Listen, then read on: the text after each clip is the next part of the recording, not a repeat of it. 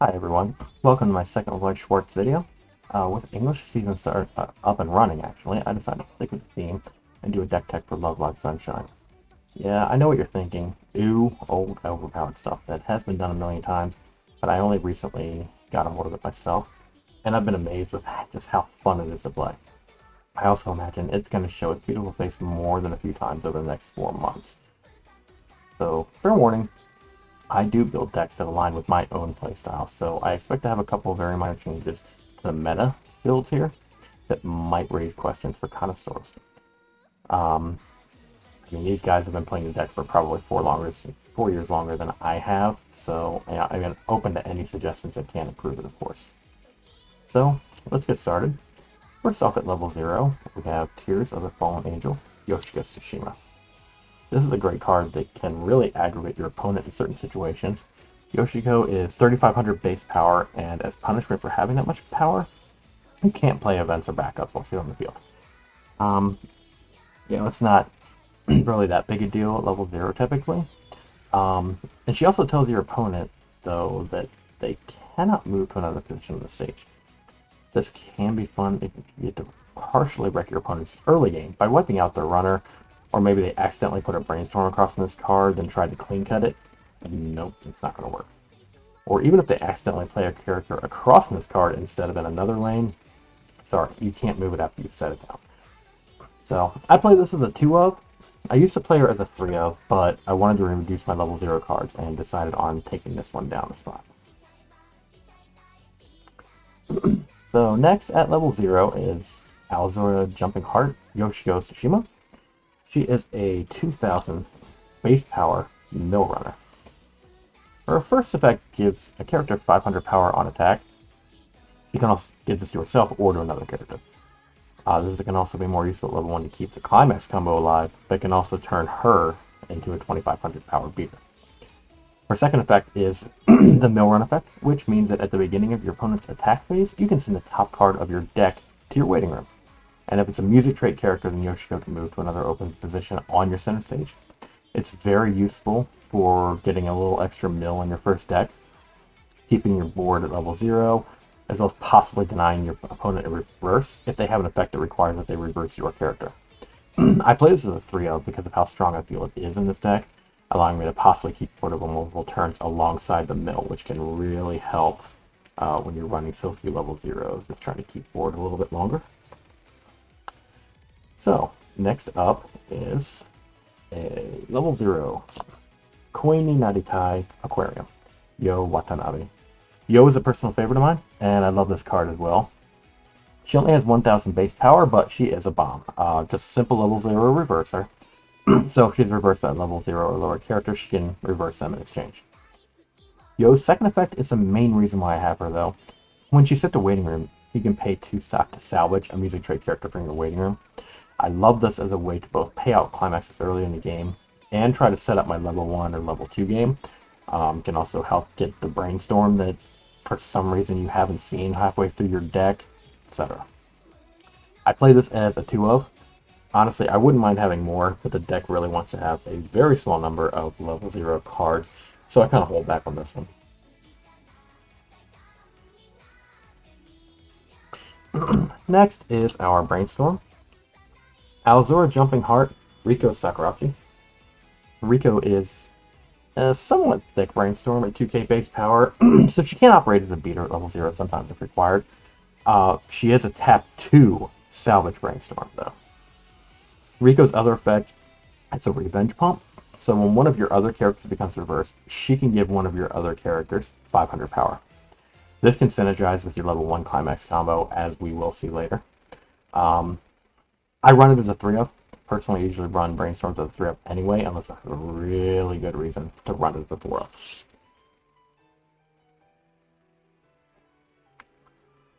And our final level 0 is one of the most fun cards in the deck. Capture Stance Kanan Matsuno. First off, it's an epic card name and art. Fans of the series will understand what's so great about it. Kanan is a 1,500 power base girl, but her power won't matter most of the time as you usually keep her in hand and in the back row. Her first effect states that when she is sent to the waiting room from the stage, you can look at the top card of your deck and leave it there, or send it to the bottom of the deck.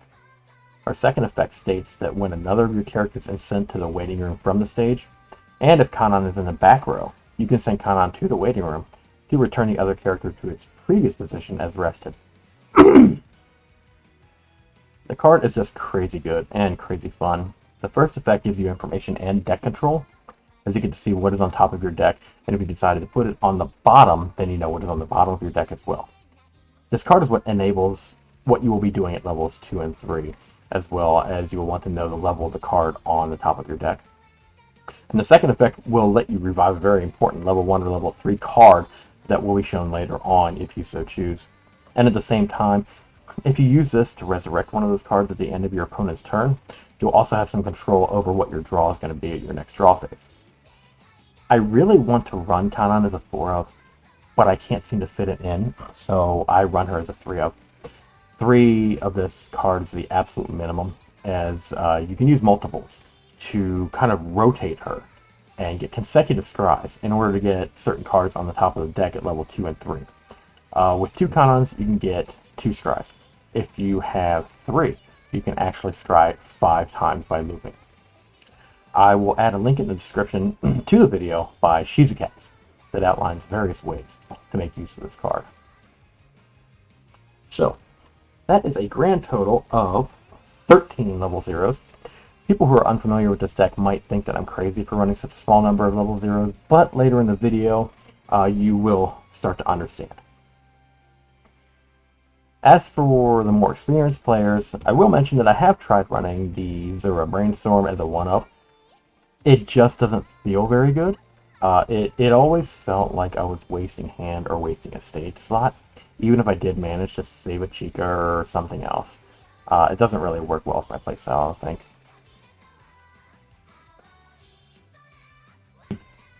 So, moving on to level 1, we start off with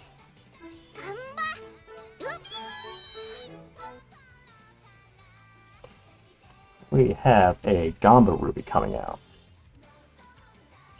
This card is Koi ni Naritai Aquarium Ruby Kurosawa. This is a classic Akatsuki profile, meaning that when she is played, I can put a card from my hand into my waiting room, look at up to 4 cards from the top of my deck, add a music trait character among them to my hand, then put the rest in the waiting room. This is a card that has become much more restrictive over the years in newer sets due to how strong it is at both level 0 and level 1. It provides very strong mill as well as a strong outlet to ditch characters, events, and climaxes that you don't need in your hand right now. And you might turn that useless card into something useful. More restricted versions will look for specific colors or traits that don't include every single card in the set, such as looking for music trait. I won't spend time on the other effect as a climax combo that I don't use and generally not utilized in a whole lot of the metal builds. You can find it in other videos though. I run Ruby as a 3-of, but I have run her as a 4-of in some builds because of how useful this card is. So, our next level 1 card is... Yes, Eats Joke. People who have seen the series will understand this. Alazor the Jumping Heart Marie Ohara is another card that lets you scry. It's 3k base power, but on attack she gains 1000 power times the number of other characters on board. So, typically she's going to be a 7k beater on attack. But her other effects are probably what put her in JP Weiss jail. On play, Marie lets you look at the top card of your deck and leave it there or put it on the bottom of your deck. Great synergy with the level 0 Kanan and the upcoming level 2 game, giving you even more deck control. Then her third effect states that when she becomes reversed in battle, you may reveal the top card of your deck. If it is level 2 or higher, you can return her to your hand.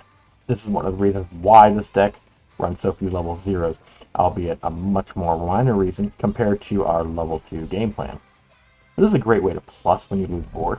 It feels amazing when your opponent kills her, but then you just say nope and take her back. I run Mari as a 3-of. I have considered running her as a 4-of, but again, the deck is very lean in some areas, and I just feel like it doesn't allow it. And our final level 1 is our Climax combo.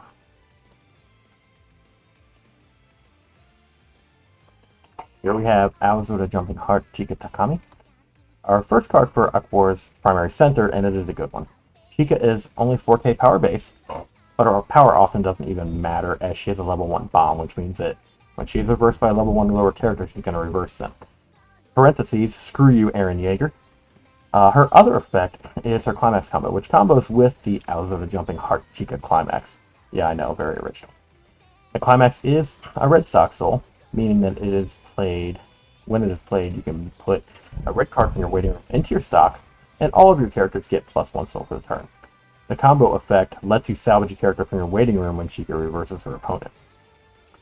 So you can see why being a level 1 bomb is fairly useful here. Even if Chika can't beat over her opponent, she can just reverse them with the bomb effect when she dies if they're level 1 or lower, and still get your hand plus. You lose board, but can still stare down your opponent while they die, and you get your plus. Mikan doesn't mess around. I run her as a 4-0 because, I mean, she's the level 1 combo, so kind of obvious. Moving on to level 2. We are going to start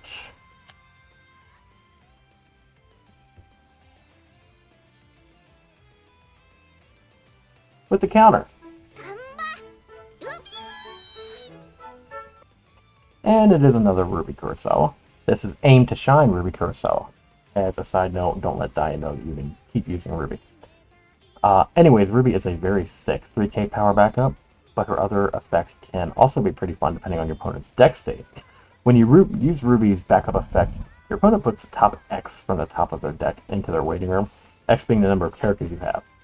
It's actually kind of funny to basically deal 1 uncancelable damage to your opponent when they're trying to end their turn with 1 or 2 cards in deck and you just say nope.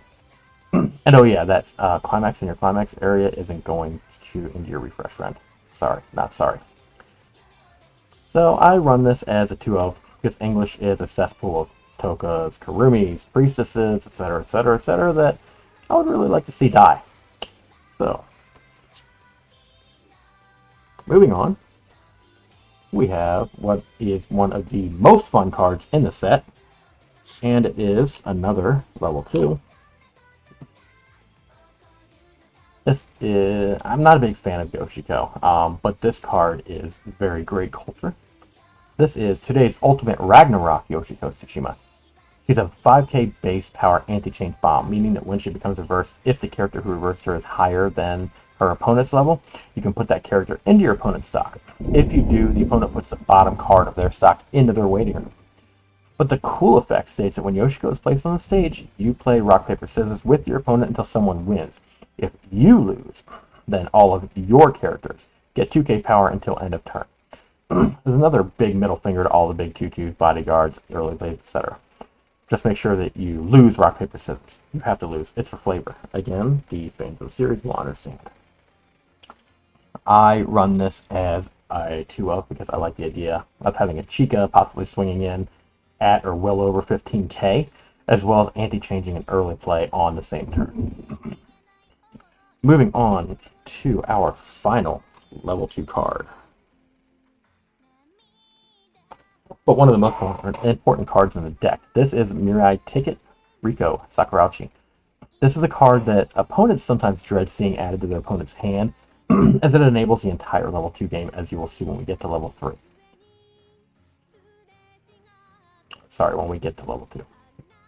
Riko's first effect is that she is a typical level assist 2 card in front, which means that she gets 500 powers times X, X being the character's level that she is giving power to. Her second effect is very good though. You can ditch a card from your hand and rest Riko. If you do, reveal the top of the card of your deck, then choose a level X card in your waiting room and add it to your hand, where X is the level of the card revealed. Yet again, you see a way to gain access to information. That information being what is on top of your deck. A very important piece of information at level 2, as we'll see shortly, as well as to add important cards to your hand. I run Riko as a 4-up along with most of the people who play this deck. She's an early play condition for a future card. It's also a very important card to have in your back row at level total. This card is a mandatory 4-up in my opinion.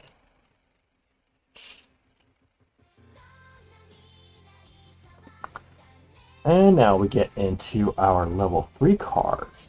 What everybody has been waiting for. We get to wreck our opponent from level 2. First up is Mirai Ticket Chika Takami. This is why for level 2 Ricos is so important. At level 2, if you want to clock, or at level 2, you want to clock the level 2 Rico because if she's in your clock, this Chica gets -1 level in your hand. So now we get to play her at level 2 just because. And her other effect is even more nasty. It states that when Chica is played, you can pay 1 stock to play our next level 3 card to the stage directly from the waiting room. So you basically get 2 level 3 attackers for 3 stock at level 2 if you took advantage of the early play condition to put Chica on the board. I play Chica as a 3-of out of necessity. I wouldn't mind having 4, but once again, this deck is so strict with ratios. I can't make it happen. It's just not very plausible most of the time. Our next level 3 card is what comes out of your waiting room for 1 stock from the previous Chica. This is Mirai Ticket Yo Watanabe. I will reiterate that I simp for Yo, but that is not why I run this as a 4-of. This is another card that pretty much every deck runs as a 4-of because of how strong it is. Yo's first effect gives 2,000 power to the previous Chica, making that Chica at least 12k power. But her second effect is why you play this deck. When Yo attacks, you reveal the top card of your deck, and if that is a music trait character, you deal X damage to your opponent, X being the level of the revealed character. The slang term here, of course, is burn. So, Yo-chan will burn you for X. Now you see the importance of all the cards that let you check what is on top of your deck. If Yo reveals a level 0 or a climax, then you deal no extra damage. While this might not be the end of the world, it hurts because you want Yo to push 2 packs of damage at level 2. The purpose of the deck is to try to push big damage at level 2 and either kill your opponent or get a large enough lead that they're unable to recover before they die. Here is where you'll make use of your level 0 Kanons and level 1 Maris to kind of sculpt your deck to your liking, as well as the Rico as well.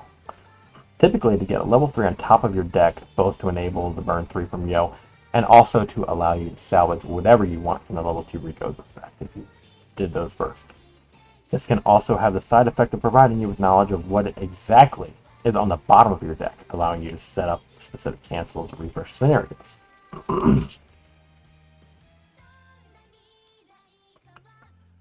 Thus far, the deck has mostly been cookie cutter outside of a ratio change here and there, but from here on tends to be a bit more personal preference with specific builds.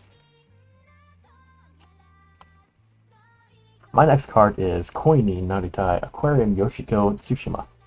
I used to run the Yoshiko Masashi, but I decided to swap 2 of those for 2 of these because I hardly ever use a Masashi. This card's first effect lets you send one of your opponent's characters from their stage back to their hand, and Yoshiko gets an extra 2k power till the end of your turn. I found that I really hardly ever, if ever, use the Musashi, whereas this bounce effect could be very useful against Goblin Slayer, Fate, 7 Deadly Sins, Date Alive, Standby, etc., etc. Now, her second effect lets you pay 1, ditch 1 on attack, give all of your powers 500, or all of your characters 500 power and extra soul. Not the primary reason for running a card, but can be useful if you can't seem to find a climax to push some extra damage there.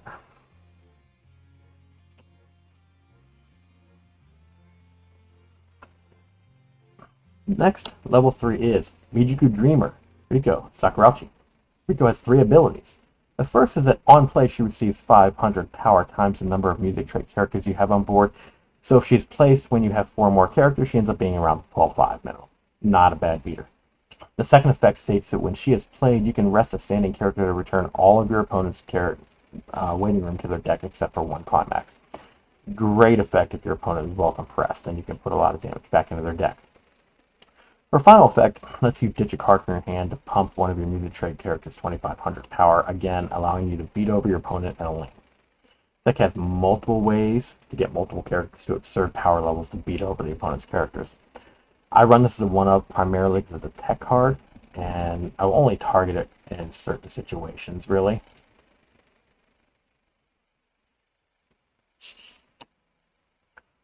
And our last level 3 card is another Yo-chan. This is Alzo the Jumping Heart Yo Watanabe. This card has a climax combo with the other climax in the deck. Many people run that climax as a blank gate, yet others might run a blank pants or pants with a Dia character card. I choose to run this Yo as a one-of, as it's another tech card that can be useful in certain situations. Her first effect lets you salvage a character from your waiting room when she's played. Her second effect is her climax combo. On attack, if you have the gate in the climax zone, Alizota Jumping Heart Yo, in the climax area, you can pay 1 stock and ditch 1 card to burn your opponent for 1 damage and heal 1. The heal tends to be inconsequential sometimes, as typically if I'm using this, I'm trying to close out the game right then and there. So all that is left is climaxes. We have our gate and our stock soul. I run 4 of each. The stock soul, of course, is for the level 1 Chica combo. The gates is mainly blank gate, but it also does combo with the Yo that we just spoke about. So this deck is just stupid fun to play. I've seen it plenty of times in the 2 years I've been playing the game, but never really appreciated how fun it is to play until I actually got my hands on it a few months ago. It's fairly solitaire type deck, but at the same time you're doing so much work on your side that it's extremely engaging and very interesting to play. Especially when you start looping Kanons or running multiple level 3 Yos and hoping to sack into another level 3 so you can get multiple burn 3s. So that's it for my English Love Live Sunshine deck tech. Don't forget to like and subscribe, and feel free to put my feet in the fire and tell me why I suck. Just make sure the criticism is constructive or at least fun.